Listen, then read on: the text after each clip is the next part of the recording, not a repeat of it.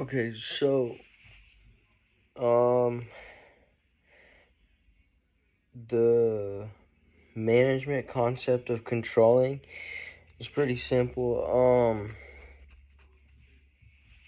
This is a manager being able to con how do I say this? A manager being able to ensure that certain goals get done by using the leadership and power that they have over their employees, and being able to de-escalate situations if needed, and things of that nature.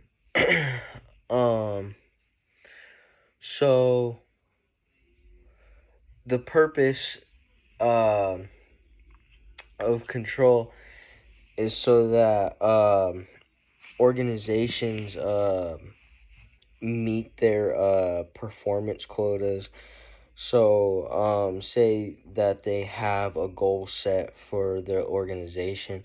You being able to control the organization by getting things done um, is one way that controlling is so that control the purpose of control.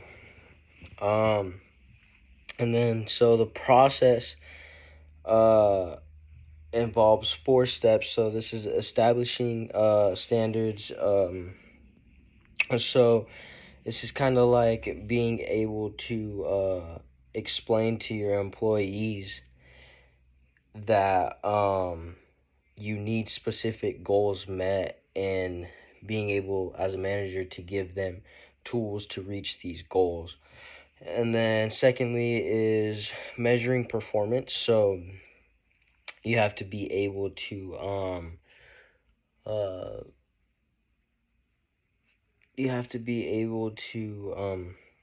see how well your employees are doing with the tasks that you have gave them.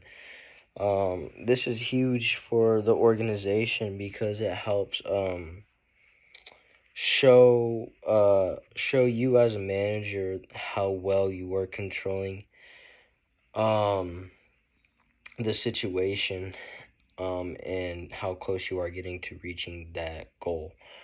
Um, Another thing is comparing performance the performance with just kind of the like how others are doing, and just like the standards that must be met for the organization. And then uh so like after all of that, you have to finally for the last step, it's like taking action. So like you have to be able to make adjustments as a manager. If you aren't if you feel like you're not in full control of a situation, that's part of the taking action step of it. You have to be able to do better as a manager to control the situation better. So so the difference between the hierarchical and the decentralized classifications of organization controls. So the hierarchical control is when a group, um, when decisions are made by a small group with with high power. So like maybe like the assistant GM and the GM make decisions based off of their knowledge, and that's just the small group of those who have higher power over others. And then, so an advantage of that, um, uh, as a higher, you're able to know the roles and like give out the roles for the organization for other employees. Some disadvantages can lead to like a disadvantage. A big one is people leading to not be as creative, um because they're like they're making this, they're all pretty much have the same power and making the same decision and think similarly. And so the decentralized control is when decisions are made by many people instead of just one person or one group. So this the advantage is like it gets people involved, a lot of people involved. Also another advantage is that it creates a lot of creativity, and it helps people just bounce ideas off of each other and makes them better than they were before. So the only downfall of this one is that since you are getting everyone involved, it might take a little bit longer to make decisions. As for with the hierarchical control one, and because that one is a little more simpler, less more people are involved, and you don't have to worry about taking as much time with that one. So that's the only downfall and disadvantage of the decentralized, is just the fact that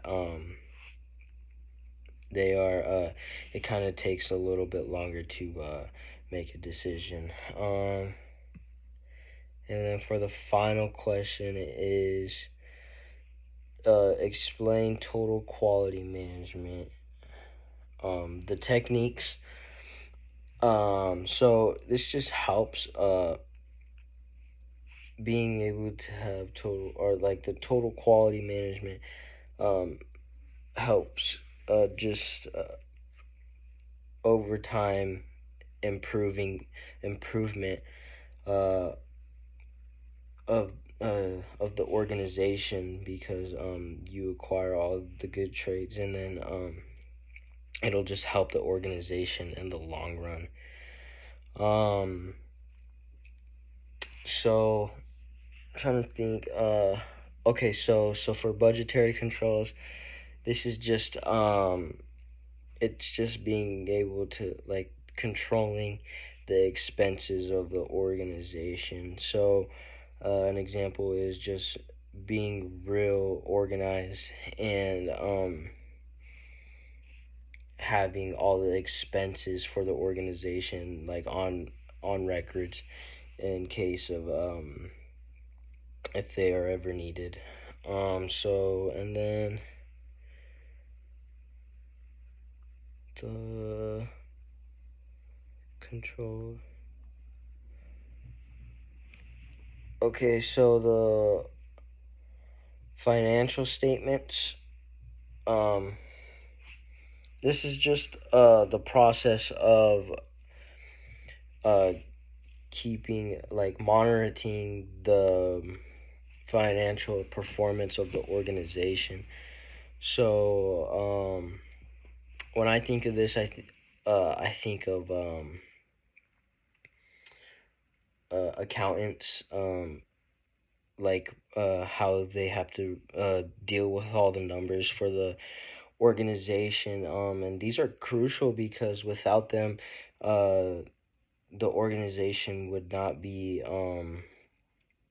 running well at all, because as an accountant, it's your job to watch those numbers and be able to keep track of them all.